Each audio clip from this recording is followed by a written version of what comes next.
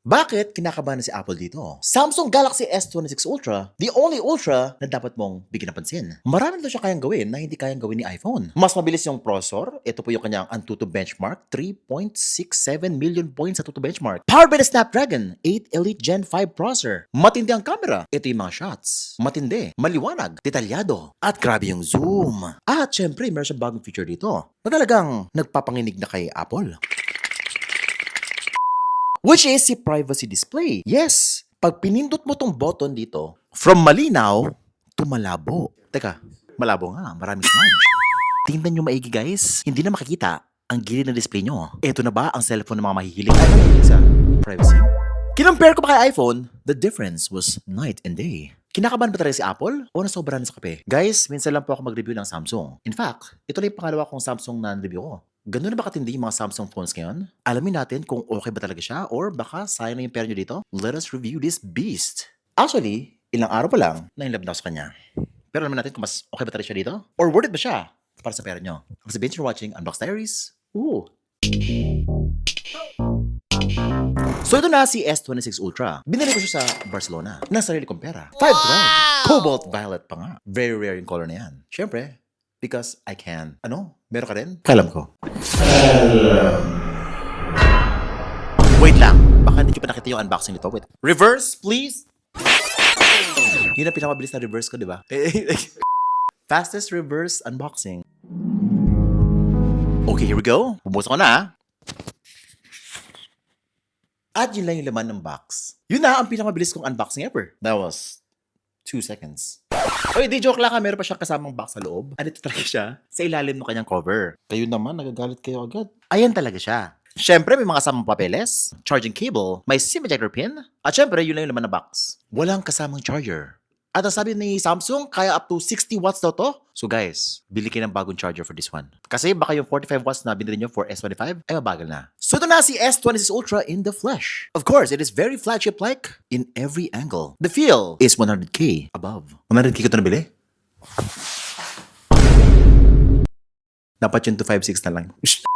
Now this year, medyo kamukha pa rin niya si S25, S24 Ultra ni Samsung with the 5 cameras at the back. Yung shape niya, may mga konting changes lang. Ito po siya, side by side with the S24 Ultra. So kung mapapansin nyo, yung pinaka-major change niya talaga is yung kanyang camera module at the back. Na mukha na siyang traffic light. Na seryoso, it looks like a traffic light. Lagyan mo ng green, yellow, and red. And there you go. Pwede na pang traffic. Tapos this year, mas curvy na po siya. Yung kanyang shape. Although, for some, hindi siya gano'ng kalata. Kaya lang, ba't ganun? This is not titanium anymore. Aluminum na po siya. Parang si iPhone. Before, kung si iPhone ay nag-titanium, si Samsung din ay nag-titanium. Ngayon, nung nag-aluminum si iPhone, nag-aluminum na rin si Samsung. Bakit laging nakasabay ito? Siguro para mas magmura yung presyo? Mas maganda yung thermals? Or yung cooling? Pero para sa inyo ba, importante yun na naging aluminum siya? Or hindi? Kasi nilagyan mo lang siya ng casing. I gotta say, malaki yung phone. It is a very big phone. 6.9 inches. Malapad din po siya. Matangkad. Ang sarap manood ng movies dito. Maglaro ng games. Manood ng which brings us to the privacy display. This is the most important thing about this phone that you need to care about. Ito guys, punta na ito. Turn on ko yung privacy display and just like that, tingnan nyo maigi yung gilid. Kapag ina-angulo mo, ng konting-konti lang, dumidilim na siya. Tapos yung pinaka-extreme na side, grabe, wala ka na makita. Maganda to kapag ka nanonood ka. Sabi ko pala nanonood pa lang. Ng Voltes 5. Guys, kahit saan ka magpunta, kahit may kasama ka, may katabi ka, pwede ka na manood. Basta may earphones ka. Kung nanonood ka sa gilid, may tumabi sa'yo, hindi niya makikita. Kailangan pa niya i-force ang sarili niya, yung ulo niya, para tumingin diretso sa screen mo. Pero syempre, hindi mo gagawin yun. Pero Vince, parang engot naman yan. Kasi ako, meron akong ganyan eh. Di ba privacy film lang yan? Teka. Alam niyo naman yung privacy film, permanent na yun pag nilagay mo. Ito kasi guys, pwede mo siya turn on and off as you please. Tapos guys, kapag may privacy film ka na sa inyong cellphone, pumapangit na yung kanyang itsura. Yung quality. Ito na po yung itsura nun, no? Ito po yung iPhone 17 Pro Max ko na merong privacy film kasi kaya ko. Because I can. Dalawang beses na yan! Guys, ang advantage kasi, meron kang flexibility to turn it on and off as you please. Yun nga lang, meron siyang cons guys. Just like what happened sa iPhone 17 Pro Max na merong privacy film, papangit din yung quality niya kanyang display. Ito, so when we were viewing something on YouTube, kapag ka walang privacy film, ang ganda. Grabe yung kulay. Last na dating. Pero nung tinurn on namin yung privacy display, parang nag-mute yung colors. Pumangat pa yung viewing angles. Parang mas pangit siya na LCD na ngayon. Hindi na siya AMOLED. Pero ito meron to siya special feature kapag ka nag-open ka ng mga specific apps, nagta-turn on siya by itself. Siguro banking, para hindi agad makita yung pera mo na walang laman. Mag-open ka ng Telegram or yung gallery mo na puro hubad mo. Ay, duck pics? Yun siguro yung pinaka-use niya. Pero if you're watching movies na kung gusto mo ng maximum quality, parang hindi siya ganun ka-okay for me. Or if you're playing games, guys, gumagana rin siya sa gaming. Ito pagka inon ko siya, ganito yung sa Mobile Legends, hindi ka na makukomsat. Hindi na makita na katabi mo ang inyong galawan. Not unless, kakabi mo siya. Pero ganun din yung nangyari. Lumabo din. Pumangat yung display. Parang naging LCD na lang. That's why for me, parang hindi siya ganun ka-useful for gaming or watching movies na hindi naman ganun ka-private yung kailangan panoodin. Pero siguro itong privacy display, ang pinaka-useful niya sa akin is kapag ka meron notification na biglang lalabas. Di ba? Baka mamaya niyan meron something. May emergency. May issue. Ayaw mo makita na iba yun. Ikaw lang dapat. That is the privacy display. At madali siya makita. I-pull down mo lang dito sa settings at nakalagay na dyan, privacy display. At ayun lang. Ang dami pala magic dito, no? Speaking of magic, guys, marami ng magic itong phone na to. Especially sa camera. Wait lang, before ko ipakita yung magic na yun, gaano ba kaganda yung camera ng phone na to? The camera on this phone is crazy good. I even compared it sa iPhone 17 Pro Max. No, orange. Yes, bumili ako ng orange kasi kaya ko. By the way, ito pala yung specs niya. Meron pa siyang 200 megapixel main camera, 10 megapixel 3x zoom, 50MP 5x telephoto zoom, meron pa siyang 50MP ultra-wide angle lens, tapos yung selfie niya 12 megapixel. Grabe, dami niyang camera. Na legit kasi iba parang dami camera lang sila. So ganito ang itsura ng mga photos na mga kumas kanya. Pang flagship na pang flagship. Worth it yung 100K mo dito. Napakalinaw. Napakadetalyado. Napakatindi sa low light. Kahit anumang ibato namin sa kanya, napakalino pa rin guys. Walang time na hindi niya na-handle yung situation. Kahit i-zoom mo pa ng todo, malinaw na malinaw pa rin. Guys, meron pa siyang 100 times zoom. Ganito ka-smooth yung kanyang zooming. From 0.6x to 30x to 100x, para siya nag-teleport. Grabe ang smooth guys, ang smooth ng kanyang zoom. Ito po yung tsura niya na. So ito, nasa labas kami, nasa Barcelona. Zino-zoom in ako ng todo. And as you can see, zoom in further. Ito kahit sobrang layo, zino-zoom in ako. O diba? Pangit? Hindi guys, pangit pa rin ang kanyang image quality sa 100 times zoom. It's simply an image na parang zoom mo lang ng ganito, pinipinch mo lang siyang ganun. Ganun lang po yung dating noon. Kasi hindi po siya optically image stabilized. Parang hindi na po yung lens yung gumagawa niyan. Parang pinipinch to zoom mo na lang siya. Para mas lalo lumaki. Kaya lang, ito po yung itsura noon. Malabo, parang painting na lang. Which is why I highly recommend na hindi mo siya gamitin for any case. Kasi hindi siya ganun kaganda guys yung 100 times zoom. Pero kasi wala naman talagang cellphone ngayon kahit 200,000 pa yan na cellphone, wala pa ring cellphone na kaya mag 100 times zoom na malinaw. Ano mali ako? Yung moonshot mo sobrang linaw? Talaga ba? O baka ito lang ginawa mo? Ang kakaiba kasi dito sa bagong S26 Ultra is meron na siyang prompt-based na AI within the gallery. Guys, ito yung photo namin, yung moonshot namin, di ba? Ganyan na siya kalapit. Na syempre, ang ginawa namin is pinicture yung sky. Ayan po yung itsura ng sky. Kaya lang, nasan yung moon? Ito guys, gagawin na namin.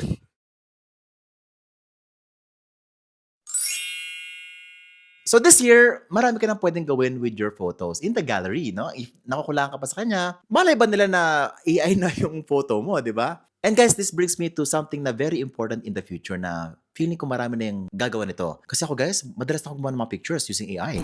Oh guys, ito na. Oh, araw pa. Ano mo? Picture tayo using this with the cathedral. Let's go! Turn into nighttime. Okay, yan na yung magic niya guys. By the way, kailangan ng internet dito. Generating, turning this daytime into nighttime. Ooh, nakita nyo ba yun? Show previews. Oh, okay, so ito yung kanina. Ito naman yung bago. What? Pati yung ilaw, oh. Nilagyan niya ng ilaw, yung mga window. That is crazy. Pero yung mukha ko, medyo kamukha ko pa rin dito. Medyo. Ginawa lang gabi guys. Yung mga stars pa. Ayan po yung sky. Kanina, tapos ito naman siya ngayon. Magic. Oh, ito pa. So, kinupare ko siya kay iPhone 17 Pro Max. Ito po yung itsura nun. Side by side. Pinicture ako sila, low light. Ayan. Oh, parang sakto lang, di ba? Pero, nung ginamit ko yung AI kay Samsung, sabi ko, daylight. Boom! Guys, iba, naging araw na. Yung gabi. Guys, ang masabi ko na naman is, the difference is night and day. Literal. Ito na ba ang katapusan ng mga smartphone comparison? Try natin iba naman Patagayin yung mukha ko. Background is alien invasion.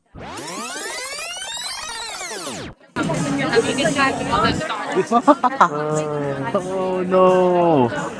We're all in trouble! Before?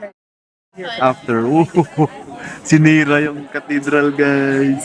Yun yung thumbnail namin. Wow, iba na talaga yung magic ng Samsung. There's something magical about Samsung phones these days. And it's because of this AI. Ito pa, kunwari ito may vase ako dito. O di ba yan? Empty siya, walang flowers. Guys, nagkaroon na siya ng flowers. After ko mag-generate, add flowers. By the way, yung S Pen pala, pwede siyang balibalik ta rin. Gagana pa rin siya at papasok. Yung nga lang, may umbok na siya dito pagka nagkamali kayo. Pero hindi siya ganun ka-issue. Pero overall, hindi ko masyado ginamit yung kanyang one-time zoom. Guys, madalas akong gumamit ng, kung wide lang naman, no, 0.6x po yung gamit ko. Malino, sobrang linaw po ng 0.6x niya. Marami kang pwedeng ipagkasya dito. Grabe pa yung detalye. Ang sarap mag-travel with your Samsung S26 Ultra. Pero kung photographer ka na katulad ko, Yeah, boy. kailangan mo gumamit ng 3 times zoom or 5 times zoom para meron kang portrait shots. Na kasing ganda ng mga shots ko. Eto guys, oh, meron pa akong camera na dala, Canon R6 Mark III. Pag meron kang ganito, wala kang talo. So ito makuha mo kapag meron kang Samsung telephoto lens. Akala mo naka-DSLR ka talaga. Ang ganda pa ng background blur, ang ganda pa ng kulay. I would say parang mas okay dalhin to sa travel mo kaysa magdala ka ng malalaking camera na katulad ng hawak ko. Simply because it's good enough. And ayaw mo ng malaking camera talaga na dala-dala lagi sa liig mo. Ito yung mga maliliit na shots, oh. Grabe guys, kung meron ka ng ganito, kumpleto na talaga. At syempre, mas mahaba yung range niya kaysa kay iPhone. Guys, yung kanyang 30 times zoom ay sobrang layo compared kay iPhone. 30 times zoom? Guys, ito yung feeling ko Kasi merong special button dito na 30 times zoom si Samsung. Feeling ko, ito yung ginawa niya kasi ito yung pinakamalinaw niya na pinakamalayong zoom. Anything more than that ay hindi na gano'ng kalinaw. That is why kung super long range talaga hanap mo, pang wildlife, pang travel, I highly suggest kung di mo maabot, 30 times zoom lang. But by far, yung pinaka-magical na feature niya is yung kanyang horizontal lock dito sa video. Video? Super steady off siya ngayon. Tapos, puntay sa... Ayan, with horizontal lock on. With this, kahit ano pang ikot mo, kahit anong gewang mo, straight pa rin yung video. Don't believe me? Check this out. Tignan nyo to Yan. And, 1, 2, yan. And, 1, 2. Nakita nyo ba yun? Wow. Try ko mas mataas. 1. Ito Tignan to. 2. No, di ba? Straight pa rin. 3. Oh! I can do that. Because I can. Pero ang tanong, para saan ba talaga yan? Magagamit mo ba talaga yan sa totoong buhay? Ang sagot, oo. In fact, pwede kang gumawa ngayon ng TikTok channel, tapos ganito lang gagawin mo para mag-trending ka na ngayon. Dun dun dun dun dun dun dun dun dun. But seriously, the usage of this feature is very niche. Parang nakagimbal na kung cinematographer ka, kung ito yung gagamitin mo, meron ka mga kakaibang shots na kailangan gawin, kailangan mo talaga completely leveled yung video, doon siya papasok. Parang action cam pala to Pero gagawin mo talaga sa kanya yun? Kuwawa naman siya. 100k din to. Binili ko pa to sa Barcelona. What if benta ko sa inyo to? Now, syempre, marami pa siyang magic dito. Ito pa, meron daw siyang free download na si Good Luck. Pag dinownload mo sa Samsung Store, you can literally customize every part of the interface. Ito guys, kung gusto mo yung volume rocker, rainbow effect, pwede. Kung gusto mo yung icons, iba yung itsura. Ito, iba yung itsura niyan. Pwede mong gawin yun. Also, tingnan nyo to guys, kaya ko nang i-overlap yung mga icons sa homepage ng parang ganyan. Grabe guys. Nakita nyo ba yung homepage ko? Ganyan nakatindi ang homepage ng Samsung ngayon. Inisip ba ng iba, like si Apple, na kailangan maayos yung arrangement ng icons lagi? Hindi. May mga tao na gusto makalat. Katulad ko. Kinakalat na lang ng ganyan. At pwede mo pang i-resize yung icon. Mas malaki to. Ito naman, mas maliit. Ayan. Para mas may priority ka siguro sa mga apps na favorite mo kung mas malaki siya. Also, pwede mo siyang pabagalan kung medyo masyado siya mabilis para sa'yo. So yung gagawin nyo lang is punta sa settings, sa gesture emotion, ayan. And here, may slider dito. Pag minax mo, guys, just like that, pag nag-open ka na ng app, mabagal na yung pag-open. Hindi na kasing bilis dati. Ako kasi masyado nabibilisan. Ayoko yun. Gusto ko nakasabay ako. Siguro merong mga tao dyan na ayaw sobrang mabilis. Kasi guys, ang bilis kasi ng processor nito. Snapdragon 8 Elite Gen 5 processor. Umabot ng 3.7 million points sa Antutu benchmark. That is peak flagship performance. Now, syempre kapag naglalaro ka ng games dito, napakabilis. Walang mintis. Sa Mobile Legends, sa itsura niya, grabe guys. Sa sobrang tindi ng graphics niya, akala mo parang naglalaro ka ng PC game. Sobrang sharp, sobrang detalyado, at ang laki pa ng screen. Malapad, marami ka pwede makita. Tapos yung kanyang settings, ultra graphics pa, ultra refresh rate. So kung gamer ka, wala na. Mag-i-enjoy ka na talaga dito. Tapos sobrang responsive pa ng display. Tapos meron pa siyang game mode dito. Guys, pwede mo siyang increase yung kanyang accuracy and sensitivity para sa kanyang touch display. Although hindi ganun kabongga yung kanyang interface. Meron pa nakitang mga ibang mas matindi pa dito. Pero, you get the usual. Pangpabilis ng CPU and GPU, performance mode, pang-block ng calls, ng text, just in case merong mag-text sa'yo during rank, para hindi kayo mag-away. By the way, ang ganda ng sounds dito. Sobrang appreciate ko siya for the volume it provides. Ang lakas masyado guys, kahit merong tao sa kwarto na nagsasalita, ang linaw pa rin. Minsan hininaan ko na lang para hindi masyado nakaistorbo sa iba. Walang lag, walang frame drops, it's just too fast. Yun nga lang, ganoon din yung problema niya. It's just too fast. For what? For swiping sa home screen? Sa Facebook? Ano ba yung games na kailangan ng ganito kabilis na processor? Mobile Legends? Mukhang tig-20 ka lang na cellphone. Kaya na yun eh. At max settings. So meaning, hindi dapat yung processor yung dahilan kung bakit ka nag-upgrade dito. Kasi, most likely, yung S24 Ultra ay kaya nang isagad yung most games sa Play Store. Wala ka naman siya na makuha in terms of performance dito. Para na lang siguro sa editing and things like that. Kung nagagano ka. Eto naman yung Genshin Impact. Di ba? Sobrang panalo, sobrang smooth. 60 FPS. Wala po siyang 120 FPS, si iPhone lang meron nun. Oops, ba't mo sinasabi yun, Beans? Kasi binili ko to. Because I can. I will. And I did. And I'll do it all over again. Oh, may question. Sir Beans, ano ang itsura ng display kapag may green line? Uy, hindi ako yun. May nagtanong. Siyempre, pwede bang istab ko lang yun? Ito na. Ready na ba kayo? Ooh, guys. Yan na ba itsura niya with the green line? Sample lang. Nagtanong lang, syempre, inedit lang namin to with the picture, tapos ginawa namin lock screen. Doon papasok siguro yung privacy display. So, ang sabi nila, kaya daw mayroong privacy screen para di daw makita yung green line. O, ito privacy na to natin. Kita? Hindi nakita yung green line? Oh, guys, medyo nakakaya din yun Meron kang mahaling cellphone tapos may green line. Paano matatago yun? Yung iba, bumibili na lang ng privacy film. Ito may privacy display ka na. Anytime, may protection ka na. Sa kahiyan.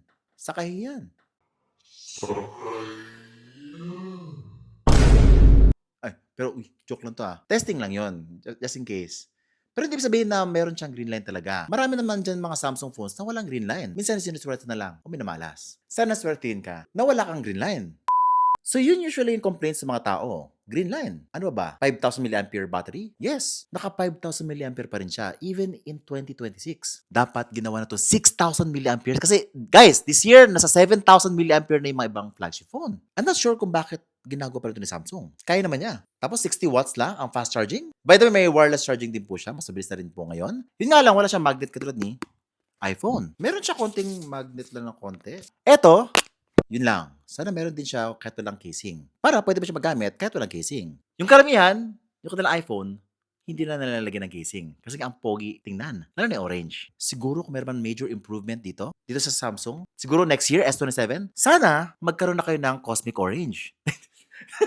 But seriously, ano ba yung mga features dito na feeling ko talaga mapapa-upgrade ka? Everything else, yung specs, yung itsura niya, for me, does not really matter. Kung nanggaling ka sa S24 Ultra, S25 Ultra, I think you should stick to that. Kasi I don't think it's worth it for the price kapag yun na po yung habol nyo. But if ang habol mo is totally magical, which is yung kanyang AI, feeling ko sobrang kailangan ko po nung kanyang AI dun sa gallery. Na after ko mag-take ng photo, marami akong pwedeng gawin sa kanya. Pwede kong baguhin ng todo. Drastically changing the photo, its image, its meaning, its purpose with the AI. And that's something na hindi kayang gawin ng ibang mga cellphone ngayon. Not even Apple. Guys, yung AI ni Apple, pinabayaan na lang niya. Parang it's not even comparable sa Samsung. And I think Samsung has the best AI technology to date. It's simply magical. Meron din siyang Bixby, pero pwede mo naman daw siyang gawing Gemini, which is, kung sa inyo, gawin nyo na. Kasi, hindi ka na maganda si Bixby. But if you're upgrading from the S21, S22, worth it naman siya. Malaking difference in terms of performance, in terms of features, in terms of yung itsura. At syempre, mas magtatagal pa ang kanyang mga patch and OS updates if you buy today. Now, for almost 100,000 pesos, this is for an Android device. Yun din, ang sa problema sa mga Samsung phone, madaling bumaba yung resale value. If you're okay with that, then go for it. Kung madalas ka nag-upgrade, ayun lang, pangit siya. Kasi konti lang yung mga features every year na dinadadag. Pero guys, if you wanna see the full Comparison, iPhone 17 Pro Max, color orange versus Samsung S26 Ultra, cobalt violet. Mag-subscribe ka lang, hit the bell icon so that you don't miss any of my great content. Tapos Vince, enjoy watching Unbox Diaries. Woohoo!